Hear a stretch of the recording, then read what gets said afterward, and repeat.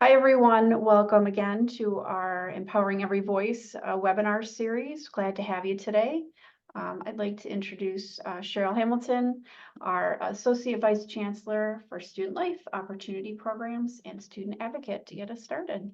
Thank you so much, Jen, and good afternoon, everyone. It's so great to see all of you.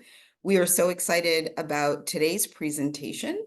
This is the fifth of our six-part webinar series, and our topic today is creating inclusive spaces for LGBTQ plus student success. We are joined by two phenomenal presenters. I'm very excited to introduce to you first Emily Olson. Emily serves as the Associate Director for Gender and Sexuality Resource Center and OEI Program Associate at SUNY Oneonta. She is a two-time SUNY graduate, having earned her bachelor's degree in psychology from SUNY Geneseo and her master's in social work from the University of Buffalo.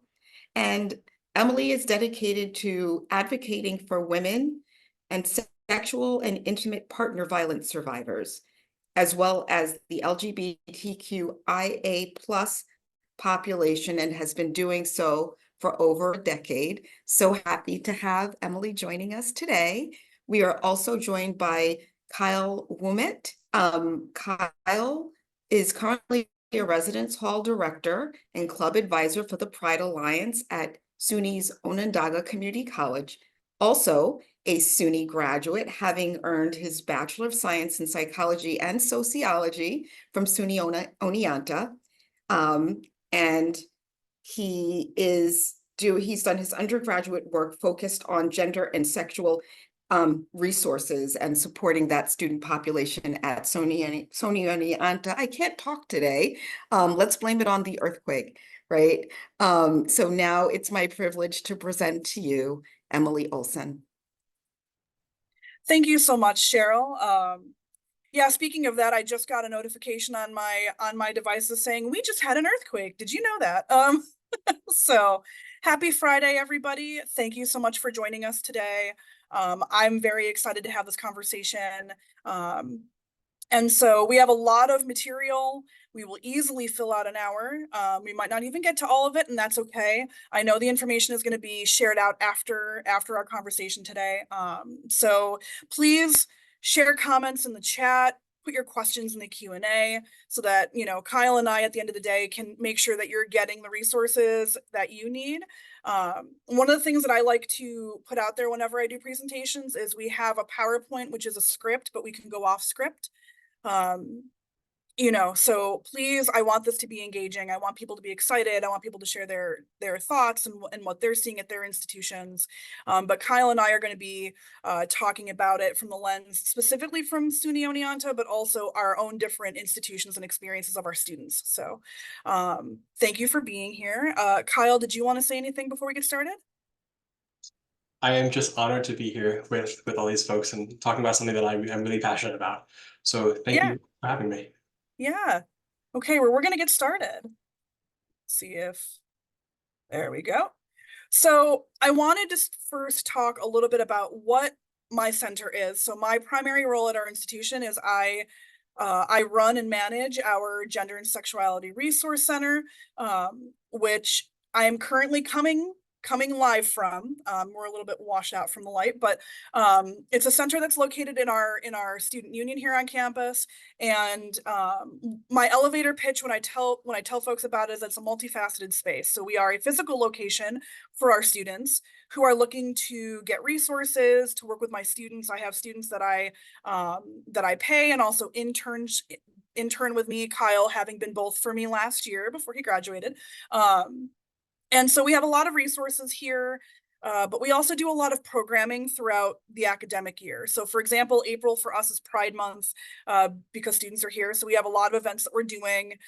We go into classrooms, we do trainings, we're part of orientation and open houses. And so we're very well grounded within our institution, and we've been around for a long time. So as I got into my role about 7 years ago, and I was trying to dig into the history of our space, I discovered that the history wasn't very well collected. And I think, again, when we're creating history, we might not really be paying attention to documenting that history being made.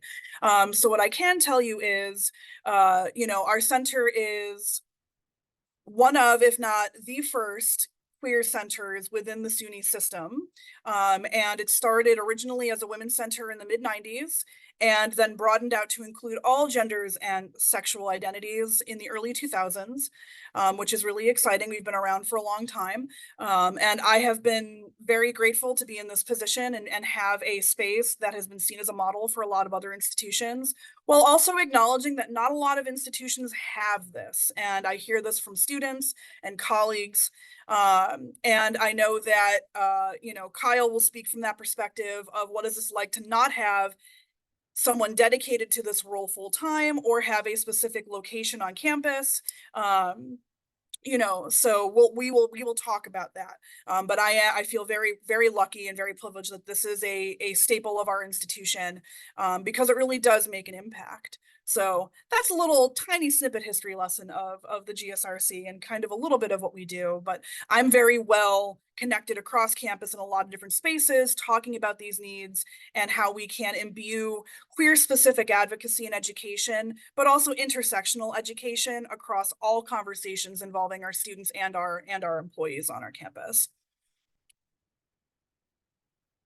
So the first thing I like to do is talk just a little bit about current trends and why we're having these conversations today.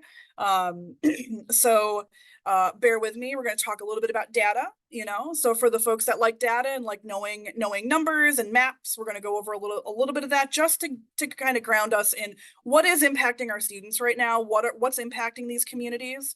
And Kyle, feel free to chime in as we talk about it.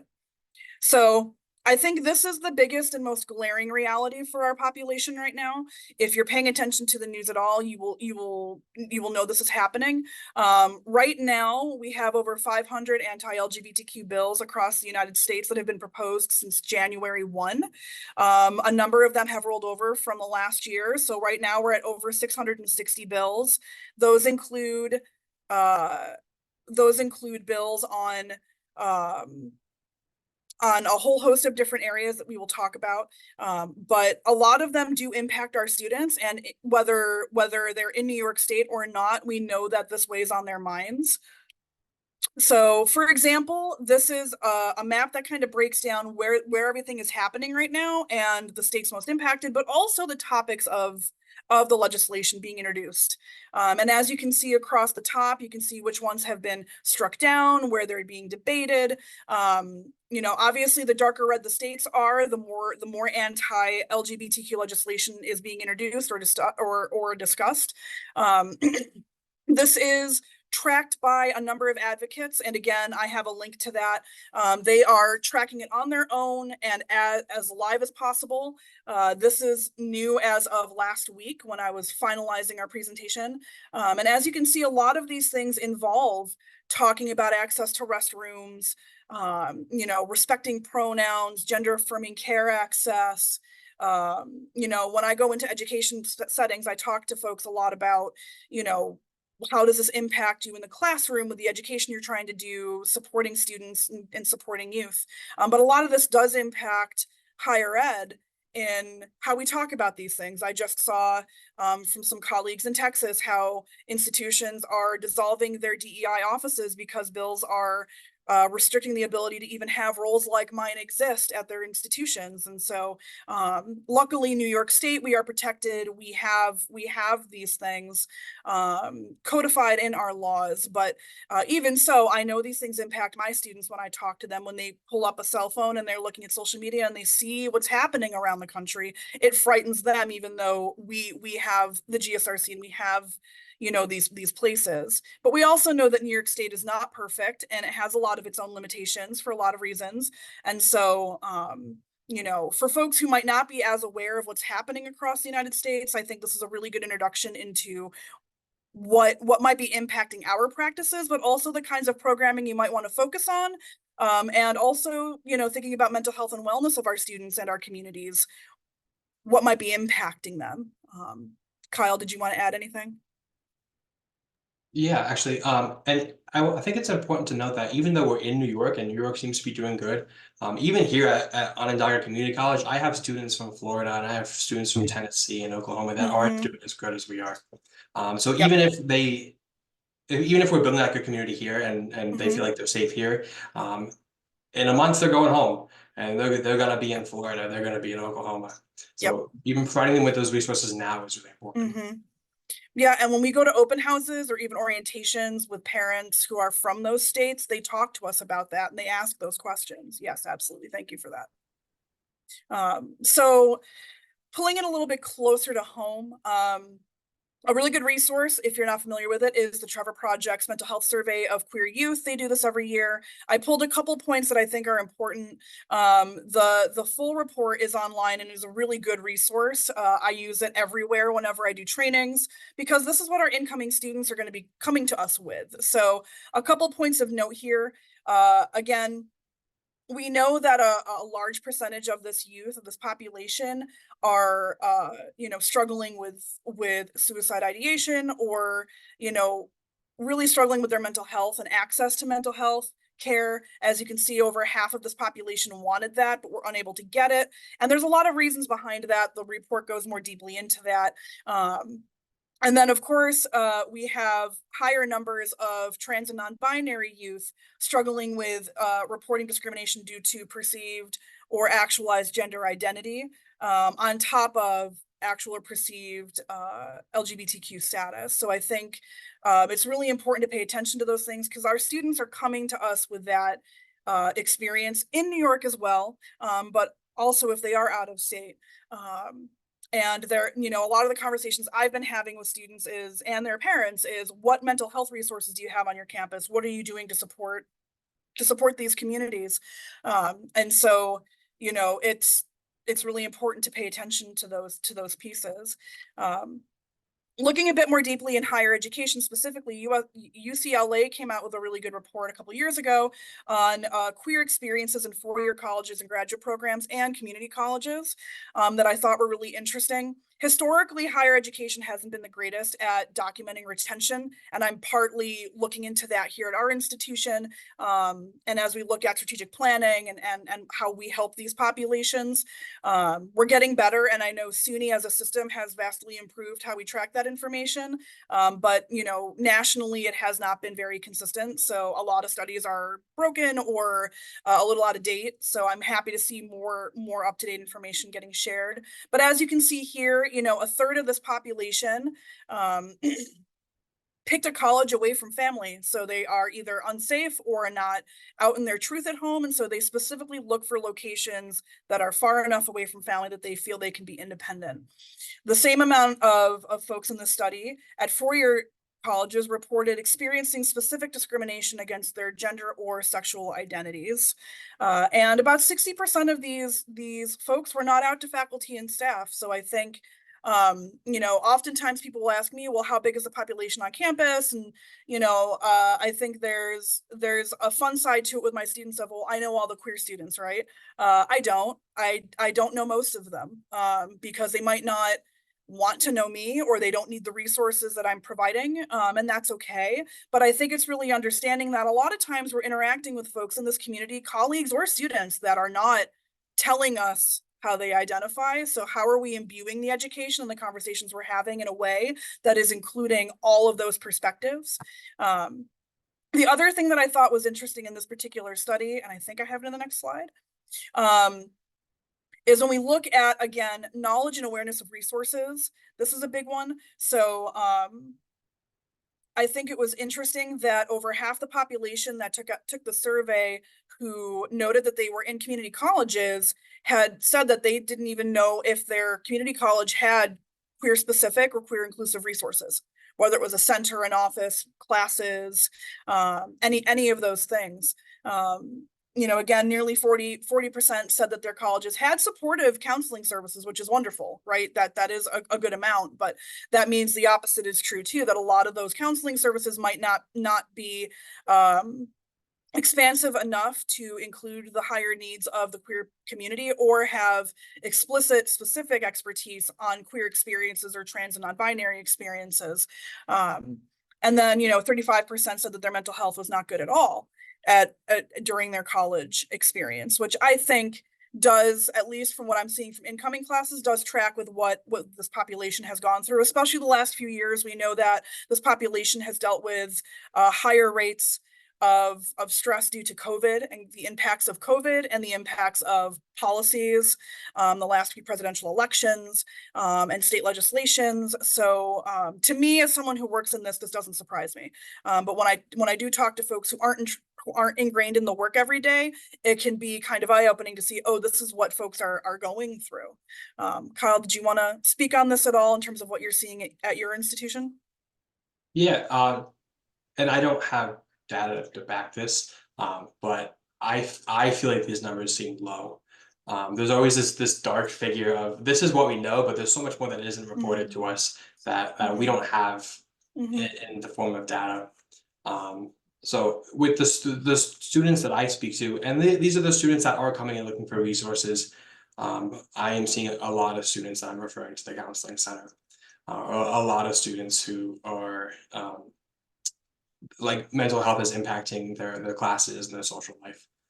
So this is happening, and this is happening to students that sometimes we have no idea when they walk in our office that this is a student, this is a concern for. Yeah, and I think you bring up a good point too. So I've been kind of living in our campus climate survey data the last year or two as I go and do trainings and speak with leaders. Overwhelmingly, what we're getting from that data is that students who identify as LGBTQ are having positive experiences here. And I think more often than what we might assume is happening. But you're absolutely right in that a lot of folks are not openly identifying even surveys their perspectives because they don't know where the data is going to go. They don't want to be potentially outed, right? And while we might protect that information, students sometimes worry about where that will be used, so they don't disclose. So I would agree that it is probably lower, and I think it's probably lower across the board. The positive and the negative are probably very low. But I would say candidly here, this is definitely true, especially when it comes to the mental health and wellness piece for students. They're coming in with higher needs, more complex needs that I think historically a lot of institutions just have not been structured or built to address. And here in Oneonta, we're in a rural area, so we don't have a city very close to that has more opportunities or has more of those supports. So we get creative in how we support our students, do a lot of telehealth, do a lot of joint work with our local resources. But that's also where programming can come into play. And I'll talk a little bit more about that in terms of what I do to address that here. But you're absolutely right. You're absolutely right. So part of what we did is we actually asked our own students what their experiences are like, because I wanted to make sure current student experiences were being shared in this conversation. So we each posed these 4 questions to our students, and I'm going to go over some of their feedback pretty quickly on the next couple slides. But we asked, what does it mean to have a sense of belonging, right? So belonging, the sense of belonging is the new buzzword of what we're trying to do for retention and also improve student and employee experiences. But what does that mean? What does that mean in their language, from their perspectives? We asked what's done well at our respective institutions. What do they enjoy? What do they appreciate? What would you like to see improved? What's missing? What would you like to see better done in higher education? And then what's been a struggle navigating college as it relates to your identity? What have been some of those barriers? What have been those gaps that you've experienced that you want to share and make sure other institutional professionals are aware of? So when it comes to the sense of belonging, here are some of the trends that came from our students. So these include responses from my student staff, members of my Gender Sexuality Alliance, which I have the pleasure of advising, and then a handful of Kyle's students that he works with. So to them, it means you're feeling like you're welcomed, appreciated, respected, and safe. Finding pockets of people that share your interests and perspectives, feeling heard, that came up a lot in the conversations that I had with students. Having the people that acknowledge you for who you are as an individual. So even within your friend groups, within our community of the acronym, the alphabet soup, if you will, being able to be seen as a unique individual as well as part of a larger community. Being able to walk in a space and not be anxious about what others assume about you also came up. And feeling safe and able to be authentically myself without judgment. Those were a lot of the trends that came out of that question.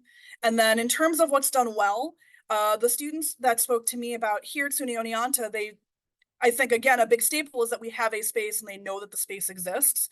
Do I see hundreds of students in droves? No, but the students that come here, come to our events, they know that we're here, and it matters to them, even if they don't necessarily use the space consistently. Knowing that it's there for them makes a huge difference. Having supportive and understanding faculty and staff, having opportunities to gather and share space. So here we have affinity groups, we have housing, queer inclusive housing, having specifically queer focused programming, whether it's through Res Life, whether it's through student activities, whether it's through clubs or my area. Those were some of the areas that they really appreciated. Kyle, do you want to talk about Onondaga? Yeah, my students were talking about how there are a lot of faculty and staff members who are quite supportive of queer students. We don't have some of the resources that Oneonta has, and I'll talk about that in a bit. And we also have students reported that plenty of us, both students and staff, respect their pronouns. Yeah. Yeah. Thank you. In terms of what would you like to see improved, the trends that came out of both of our groups shared they'd like more of a focus on mental health and empathy building, incorporating resource sharing beyond just orientation or obvious places. That came up quite a bit. So my students shared a lot that we know the GSRC is a thing because of orientation or trainings or the tabling that you do. And I go into, women and gender study classes and sociology classes and education classes and really like obvious places, but they would like to see it more streamlined across all areas, academics, all divisions. So it's not just targeted to certain groups, but also available to everybody. More attention paid to diversity beyond just gender or race. So I always take an intersectional lens into the education that I do and what our space focuses on. But I think for a lot of the students, they still see it or perceive it as we're only focusing on gender, we're only focusing on race, we're only focusing on ability, and really understanding how integrated those experiences are, and not siloing each of these categories even within the queer community, but really talking about what this means holistically and what this means for all students, no matter where they come from. That came up quite a few times. More direct action and substantial support when something happens on campus. So I'm part of our biased act response team, and this comes up a lot. As we think about free speech, as we think about reporting, what's confidential, what's not. I think a lot of student experiences, we know if someone uses inappropriate language or does something out of hate in a residence hall, like we want to see more action taken than just, oh, it was reported and then we never hear about it again. So I'm still trying to figure out the best way to approach that, right? Because again, we have our own processes we have to follow, but what are some of those things that we can do, whether it's direct follow-up, it's direct community action, or community healing and restorative justice techniques that we can provide that show them that what they're feeling and what they're experiencing is valid and that it's being addressed. Another piece that came up was having support be beyond just bathroom access. So I think for a lot of the students, for them, they feel that, okay, we have bathrooms, okay, we have pronouns, okay, we have programs, cool, but it has to be beyond that, because sometimes for them it feels very performative. And so I think, how can we be proactive in the work that we're doing and the conversations that we're having to cultivate a culture where they feel like they genuinely belong on our campuses? In terms of struggles that came up, they talked about feeling like the only one in the room with their experiences and feeling pressured to speak as the only voice. So being tokenized or being put on a pedestal and saying, explain to us everything because we don't know. That came up quite a few times in conversations. Not having access to off-campus inclusive spaces. So what I hear often is when we're on campus, we feel safe. When we're on campus, we know where to go. But once we go off campus, we go into local community. Oneonta doesn't have a pride center in the area. We don't have a super accessible location like that. So when students go off campus, where can they go to eat? Where can they go to shop that makes them feel like they're as safe as they feel on campus? Struggling with self-esteem and overthinking, right? So thinking about, how am I being perceived? Do I have to explain my pronouns again? Do I have to deal with small belittling comments or microaggressions? Overthinking my decisions, even within my friend groups, or advocating for myself. Those were also themes that came up. And dealing with students that judge you for not looking a certain way that they expect, right? So we call this gatekeeping, and this, well, if you are trans, you have to look a certain way. If you are queer, you have to act a certain way. A lot of groups do this. It's just part of socialization and norming that we go through. But you know, they really struggle as they explore that here in higher education. How can we break down those barriers? How do we break down those stereotypes and assumptions being made on what it means to be anything? And talking to them and navigating them through those experiences. Kyle, did you want to add to either of these? I don't really have much to add. No, I think you did good there. Thank you. Oh, thanks. Okay. So here are some basic points to consider. Broad strokes, right? Every institution's different, and everyone's in their own journeys in terms of what the resources are and what they can do to improve experiences. But putting on my thinking hat, these are some questions. The next few slides have questions that I am challenging everyone in the space to think about. So what are your policies, right? Does your campus have a clearly defined and accessible chosen information policy or process, right? So we know that a couple of years ago, an inclusive gender memo was established. I know some of the folks that were really the founders of getting that created. Governor Hochul then made it a mandate through SUNY for it to be instilled that all campuses starting last fall have inclusive gender markers, have pronoun access.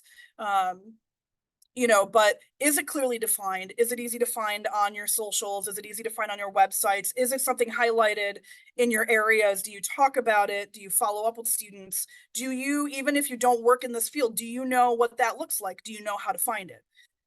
Do you include inclusive language in all your policies, right? So non-discrimination policies, but also just academic policies and processes, anything that we utilize. Are you using inclusive language? Is it still in the binary? Are you using inclusive language of all kinds, not just pronouns, but all different identity spaces? Is that a part of your work?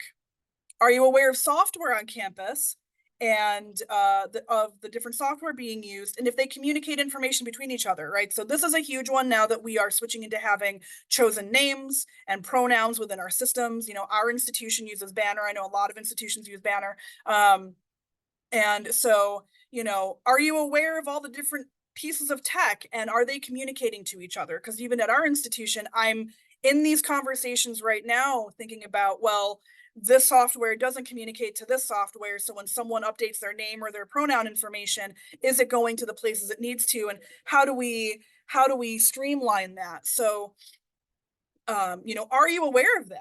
Right? Do you think about that? Where the information goes? Is it getting updated?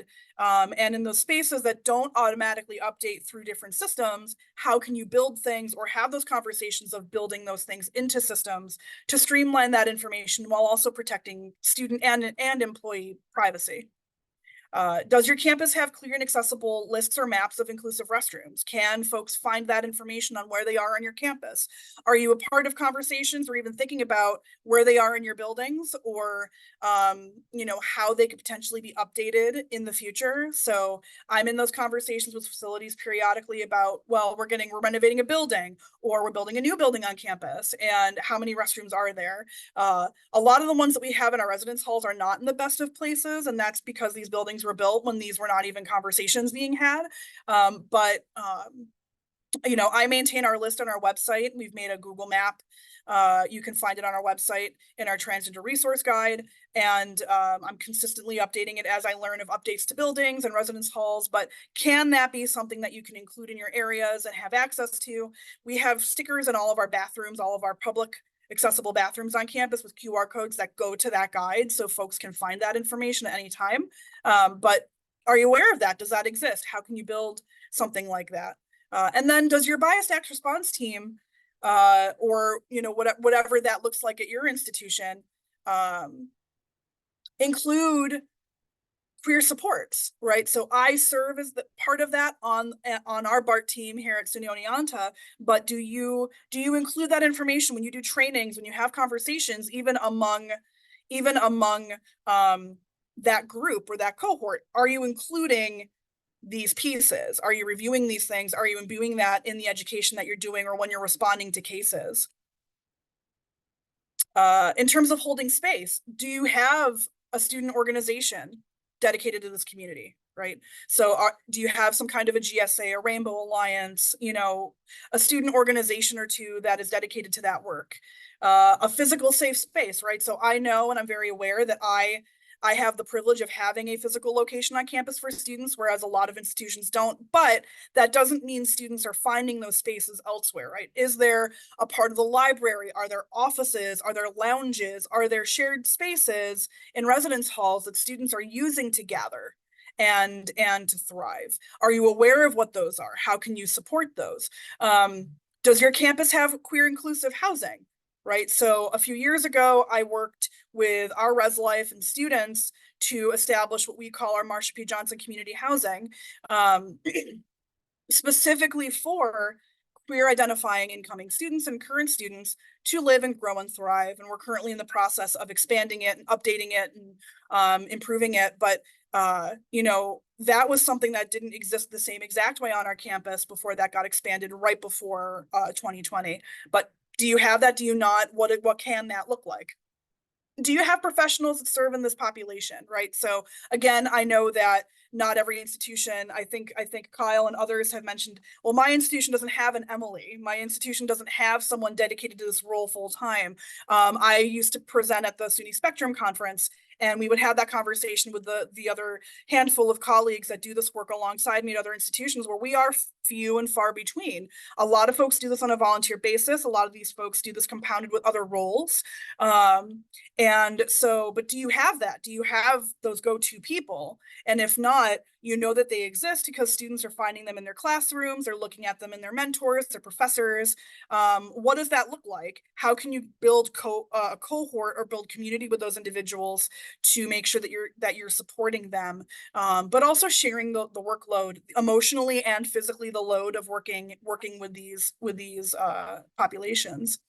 Does your campus offer opportunities for education, right? So I coordinate and host our safe space trainings. Again, I go into the classrooms, I imbue it in our diversity related trainings on our campus, but do those exist on your campus? Are there things that you can create within your own areas or offices to have those conversations about names and pronouns and what identity looks like, what's happening in policy, how to get active and engaged? What do those look like? And are you going to them? So, you know, I make it a point to invite employees and colleagues to my students' events, to my events, to our trainings, because you can learn from those spaces. And so are you showing up and are you going to those things? Does your campus celebrate achievement? Right. So we have a lavender graduation ceremony. We celebrated our 10th anniversary of that a couple of years ago. And that specifically is to celebrate queer specific scholarship and advocacy and activism for our graduating seniors, which is really important because for a lot of them, they're not out to their families. And so this is their commencement ceremony because they know that they have to be dead named or have inaccurate information represented when they go through the broader commencement ceremony. I have helped people start these on their campuses. So please, if you want to learn more and talk about that, reach out to me. I'm happy to walk you through what I do. You know, are you holding space to celebrate your students? And what does that look like? And do you show up for it? That's the other important piece. Is it really makes a difference for students to see administrators, to see their professors, to see their supervisors at these kinds of events, because they feel seen and they feel valued for the work that they're doing in their classes and elsewhere in their leadership development. So are you going to those things? Are you aware of those events, and are you going, promoting them and showing up? Do you want to reflect on any of those areas, Kyle, before we move on? I think the showing up piece is really important. And that could be like active programs, yes, even if you feel like you have a good grasp of LGBTQ plus issues. Emily is, I feel like, an expert in this area, but we're all learning all of the time. there are things that Emily doesn't know, there are things that I don't know about our students. So even if you feel like, even if you are a queer person and you feel like you have that experience, there are experiences that your students have that you don't. So showing up, even if you feel like you might not get anything out of this, the student gets so much out of seeing you there. So Yeah, I really want to keep highlighting the show up piece. Yeah, and I think you bring an excellent point into that, right? So I go into spaces and the number one thing I do is I say, listen, I have this really awesome title, but I'm not an expert. Do not treat me as an expert because the needs are constantly shifting. And I learned so much from my students. You know, generationally, things are vastly changing and shifting. And so staying on top of that's really important and being open to that information. Absolutely.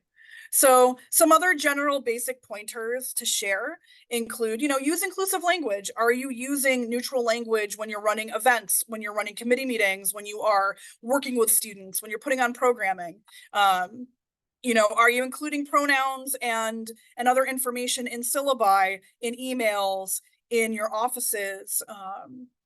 I used to have a placard that had my pronouns on display, never brought attention to it, just had it in the room because when students come in, they're like, they're nervous. They don't really see, they don't really know, like they're trying to suss me out and see if I'm a safe person to talk to. How can you decorate your spaces to create that kind of environment? Because people do pay attention and they look and they see that. Taking accountability is really important. So I've had students work for me that transition while working for me. I know them as one way when they start, and then they go by different name and pronouns, or they socially transition while they're here. And, I've misgendered, I've misspoken before. And I think it's really important to take that accountability and show that I'm learning still, but also to actively learn from it. And I think the active piece is just as important as the showing up piece, right? We have power dynamics because we are employees, right? And at times, the best and worst of times, we are seen as administration, right? Especially at the worst of times, I'm no longer Emily, your friend. I am Emily, part of the university, right? But really, it's paying attention to individually what I can do to make sure that I'm staying on top of the information and validating my students and their experiences, but also not making them feel like they have to make me feel better. That is so important. Because they already feel compelled to say, it's okay, I'm used to it, it's not a big deal, don't worry about it. And then I pause and I say, no, that is not okay. You do not have to apologize to me or make me feel better because I'm the one that made the mistake and I will do better. And so, thinking about the ways in which you can practice, thinking about the ways that you can, memorize that information when the students are there or not there is really, really important. And then you're modeling that for your colleagues, you're modeling that for the other offices around you. Validating and normalizing, right? So if someone discloses their identity to you in any context, validating that for them, not making a big deal about it unless they want it. Sometimes they're really like, you know what? I'm trans and I want the world to know about it. And I'm really excited about being able to live my truth. And I go, heck yeah, let's celebrate that. What do you want? What do you want me to do? How can I support you in that, right? Others just want to say, listen, I have a girlfriend. And so that's cool. And then I go, cool, thanks for letting me know that. And we move on. And I think it's really, really important to validate. That is super important to normalize it so that they know that you are a welcoming space for them. And then continuing the work, right? So the needs, politics, language constantly shift. I do safe space trainings, and I can tell you that I'm constantly updating that training because of the shifts in the norms, the shifts in the language, online and in person, and every demographic's different. Every part of New York State's going to be different. It's really important to stay on top of that. Showing up, again, as Kyle already mentioned, I think is really important. Supporting when students want to organize and advocate and thinking through how you can support them, what the limitations are on your campuses. Kyle will talk more about that. But showing up when they invite you to do things, they want you to be there. There was actually a good point in the chat that I want to bring up too. Making sure that the boundaries when someone discloses to you is equally as important. So if I have a student that discloses information to me, I ask those questions. Is this just between you and me? Do you want this to be open to other faculty or other students I talk to, depending on the context, right? But giving them that ability to tell us what what is safe for them is incredibly important. So thank you for bringing that up, because I do think that is something that we have to pay attention to. Collaborating is also really important, especially on the campuses that don't have, say, a queer center. Working together is incredibly important. And I'm a collaborator at heart. I love working with other people because I'm not an expert. And because a lot of these spaces are not my voice. So I'm constantly trying to partner with other voices, other people, other areas, on and off campus to imbue that and to make sure that what I'm covering is including all of those different perspectives at all times. But also to share the workload, to share resources, especially. So who can you work with? Who are those go-to folks that you can communicate with to address issues, to do programming, to support students? And elevating the voices, right? So again, with that power dynamic of being employees and being administrators, I have access to folks that my students might not always have access to. So always having that at the forefront of conversations that I am in or a part of, I make that a very strong point in strategic planning, in planning large scale events. When we think about how are we going to address orientation, how are we going to talk about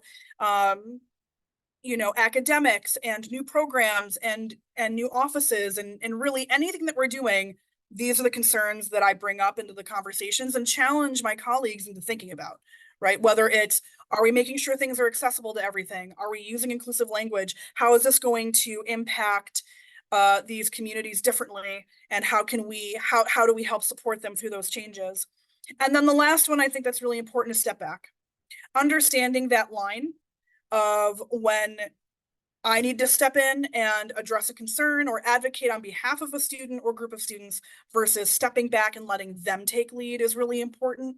I think a really good example of that is actually a project that Kyle initiated on our campus. So anyone who's been to SUNY Oneonta the last 2 years, and if you notice in our first slide, we have a Pride crosswalk on our campus. And folks over the years have asked me how I did that or what was that process like. And I've actually been very proud to say that I had very little to do with that process, actually, because it was actually Kyle as a student and his student group that came to me and said, we want this. How do we get there? So Kyle, did you want to talk about that a little bit? Yeah, I plan to talk about it a little bit later on, but I am so happy to talk about the Pride Crosswalk because it's something that I'm so proud of, that I really love. Yeah, that was part of the student activism that I'll be touching on in a bit. We had this idea, we came to Emily, and I kind of just asked, like, what would I need to do to get this started? And Emily was there the whole time to ask questions and make sure that I was there. She was following up with other other employees that like I would reach out to facilities to say, like, hey, this is what we have, this is the money that we've raised towards this, but like, what's the timeline? And when they don't answer me, Emily steps in and answers. So just being that person to be there that is able to make those connections and connect you to the other folks on campus is Right. really important. Right. And I think the other piece with that is when that came to my attention, it was very much okay, what do you need from me? How do I support you in this? And so putting Kyle and his peers at the forefront of that advocacy and taking a step back and going, okay, I'm in a supportive role. Cool. Let's figure out what this looks like and what you need. So a couple other just general suggestions here. Here are some suggestions on inclusive language to use, things to think about. I talk a lot about, saying, relationship wise, right? So partners, significant others. One that I also talk about a lot is menstrual products, menstruation, which students are usually not too excited to talk about, but it is very important to think about the types of language that we use and how can we broaden our understandings of these things. Even when it comes to saying freshman, right? First year student versus freshman or upperclassman returning student, saying hi, everybody, just the other day I was in a training and we talked about how, everyone likes a good y'all, if you have the drawl that you want to use, have fun with it. But also understanding why people might use pronouns that are different than what we're used to. Neopronouns, I think neopronoun as a concept has been kind of like a buzzword for the last little while. But really what that means is some folks don't want to use they, them. Some folks don't want to go by she, they. They want their own pronoun sets because it reflects their own experiences. And so at the end of the day, I think the most important point of any of this is if you hear something different, if you hear something new, awesome. Add that to your dictionary, add that to your glossary, make a note of it, do some research. And the internet can be a scary place, but also has so much really good information and resources to educate on some of these things. So thinking about how do we talk about these, how do we bring these up continually throughout the year, I think is also important. So as we move into more of the resource sharing now, this is a snippet of what our chosen personal information process looks like here at SUNY Oneonta. I was really excited that I was already in the process of working with our various offices on campus to get this revamped at the time that SUNY was working on revamping their systems. I was a part of a really cool conversation a couple of years ago talking about this with some colleagues from other institutions. At our university, there's an online form students fill out. This is a little snippet. This is what I show at orientation too and walk them through the process. Students and employees can provide this information to us. And then it gets housed and then gets pulled from different areas. And then of course, we also allow for pronouns and chosen names to be on our ID cards, as you can see as the example on this slide. So are these conversations being had at your institutions? Do you have these processes in place? What does this look like? In terms of expanding this, I was a part of the conversation of how do we get this on ID cards? That was new. And how can we imbue gender identity and pronouns in different systems across campus? That was also new. At the time, it was just changing what was detailed as preferred first name. So if folks want to connect with me after today and talk about how to do that at their institutions or start those conversations, I'm happy to do that. But I'm constantly in communication with these offices of what's working, what's not working, is there confusion? And so that's a really important avenue. And even now I'm working on how do we make this better, because what I have been finding is technology is slower than people. And so with the software that may or may not communicate with each other, information is in different places and not always streamlined. So these are ongoing struggles and challenges that I'm working through. So if anyone in the room is a part of those conversations, let me know, because I'd love to hear other perspectives. But this is a really important resource on our campus that we have. Some of the other things that I have before I hand it off to Kyle to talk more about his suggestions are some of the other things that we've created at our institution that I'm already seeing have really good impact and larger impact on our communities. So just a couple of years ago, I worked across a subcommittee of a larger subcommittee that I'm on, included establishing a couple affinity groups. So the one that I'm the most involved in is our queer trans affinity group, our QT group, if you will. Through that this semester, we're piloting a mentor program that pairs queer identifying employees with queer identifying students. And we hold monthly meetings, and we're in the process of building it even bigger and larger. It's still fairly new in its infancy. It's only in its technically its second year at this point because it went live last spring. But just having affinity spaces for employees and students has had a huge impact. I'm seeing a lot more of it with our employees right now, but being able to share space and have queer students find queer employees that can resonate with their experiences, I've already seen have a huge impact in just the last couple months. And so I'm really excited to see that grow and thrive.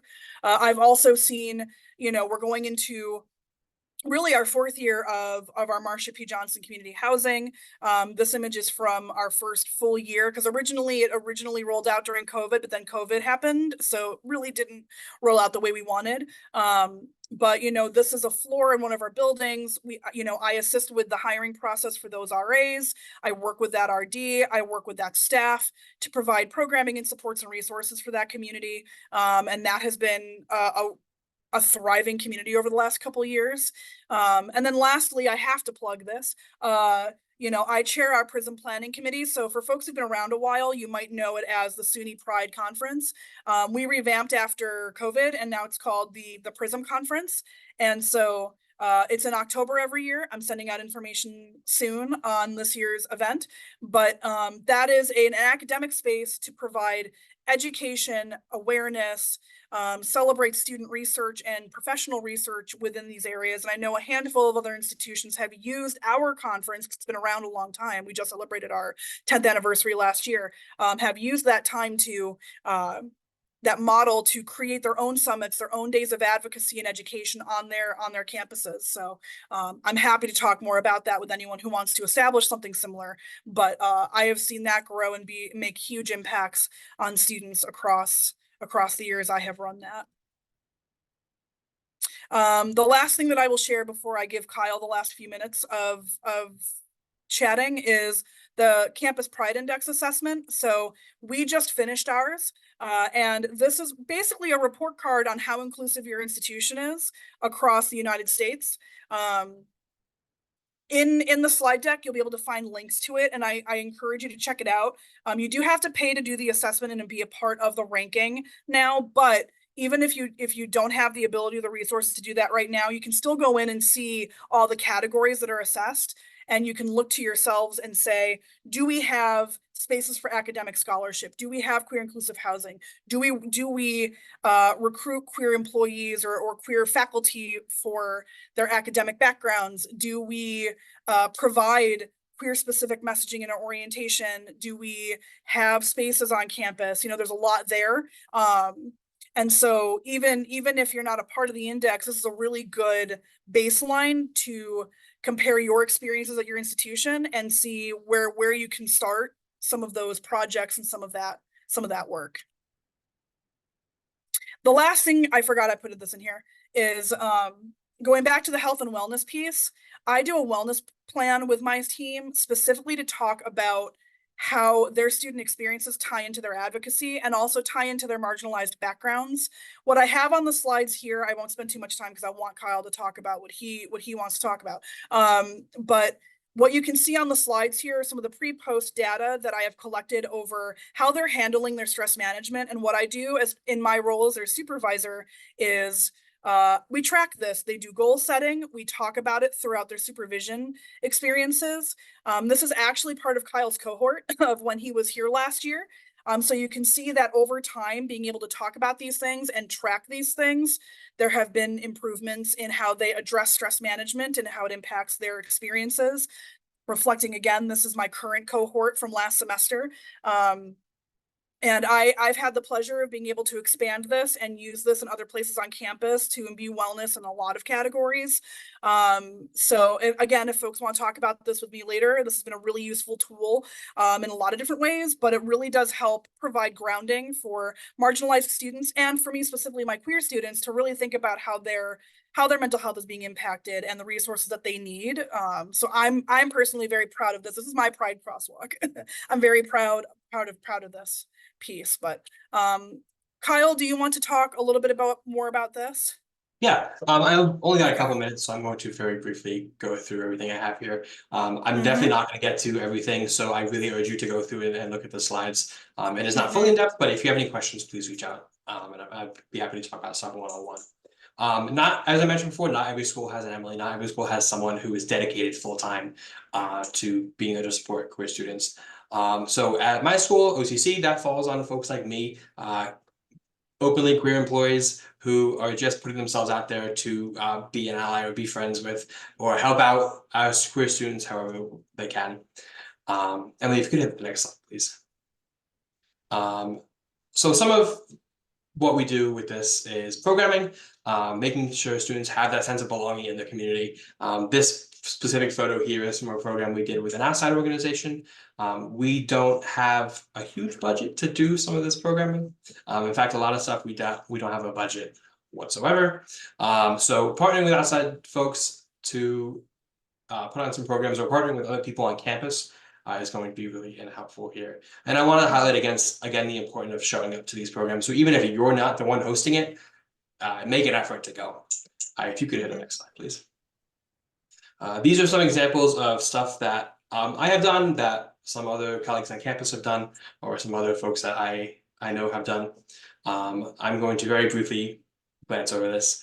For the last picture, we partnered with an outside organization called Jules. They provide HIV and AIDS awareness and testing. They bring a bunch of food. So our job was to get people there, and then they took care of the rest. So for us, that was a very low cost programming idea.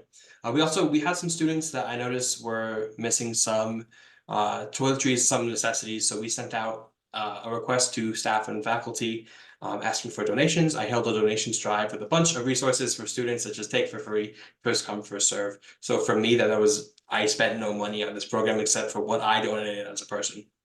We could also do movie nights or panels with campus experts, workshops, a book club with support groups, expression events with various artistic mediums. I know we've done poetry or painting or stuff like that.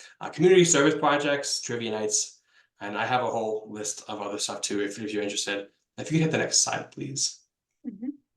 And in our campus leadership, so for me, I work with RAs a lot, but also for student government. And if you know a queer student who wants to get more involved, push them to join these roles. It is really important, not just for these queer students to see themselves be successful, but for other queer students to see queer students in a role such as this. Encourage the development of these opportunities and encourage your students to join these opportunities. I think I have like a minute left, so if you could hit the next slide, please. Students, as Emily showed with the map before, there's a lot going on and it can be tough for people. So part of that showing up is making sure that your students have that person to talk to about those issues. So if that's you, that's awesome. If not, if you can refer them out to somebody who would talk to them in counseling, another queer employee, an ally that you know, that's great. Students will naturally want to be active in their community. I was super active in my community. I was in so many clubs. So part of that is when students are out and they feel like doing a march or a protest or something along those lines, you should be familiar with the campus's policies regarding activism. Encourage students to share their voice, absolutely, but make sure that the way they're sharing their voice is healthy and appropriate. They should share their voice, but they shouldn't be minimizing the voices of other people, because everyone has the right to share their voice. And if you could hit the last slide, please.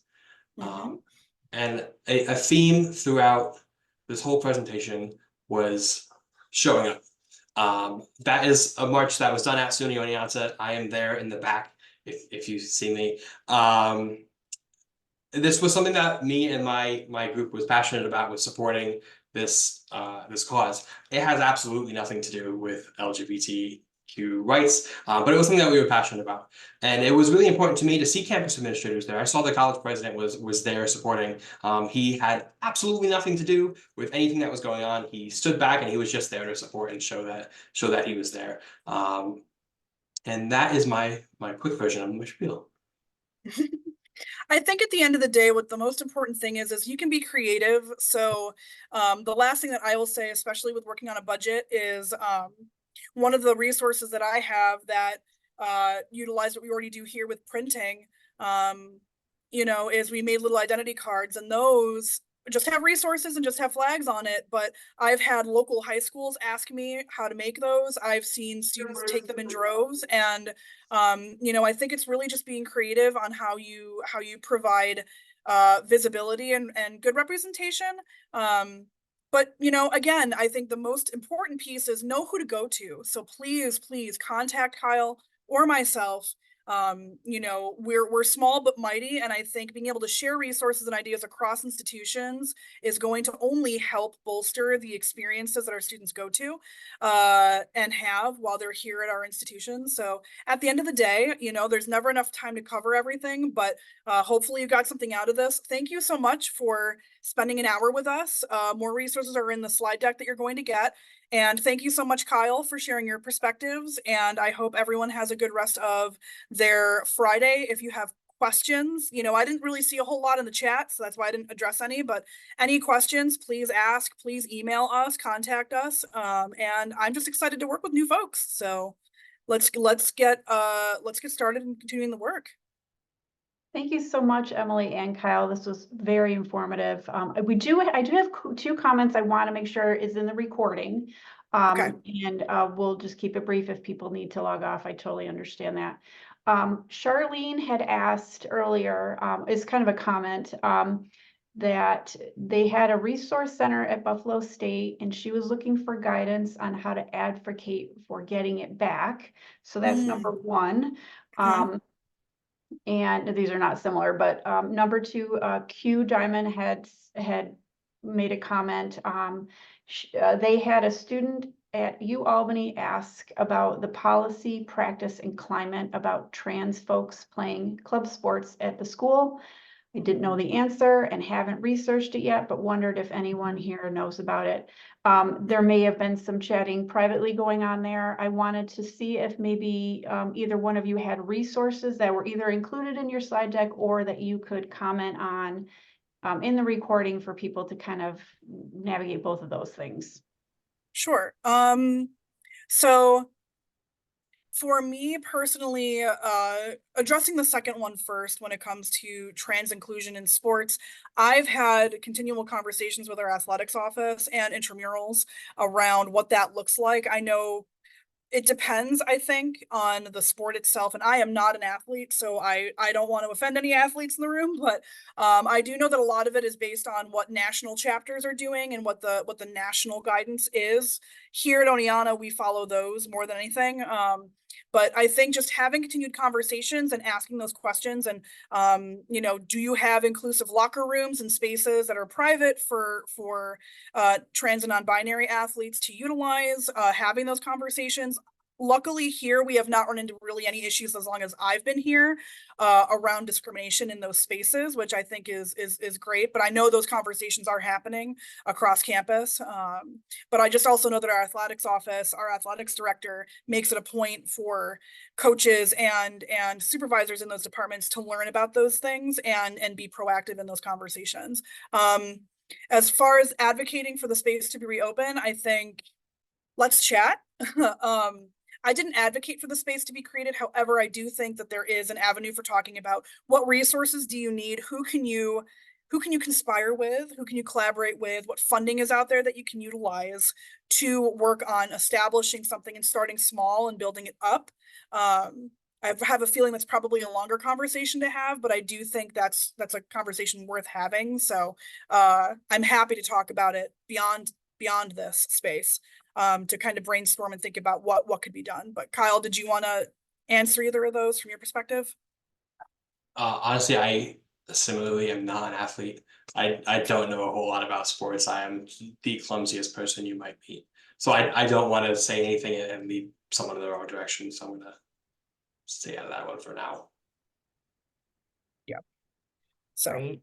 Thank you for that. I just wanted to make sure, I'm sure kind of those conversations are happening around and want to make sure that was in the recording. Again, thank you so much for your time and your knowledge and your willingness to, you know, have conversations offline and in other spaces. So I really appreciate your time. Thank you so much. thank you. Have a good rest of your week. Thank you again. This was fantastic. We really appreciate your sharing your best practices and expertise. And I hope other campuses will be inspired by the important work you're doing. So thank you again. Thank you so much. Have a good one, everybody. Thank you for having us.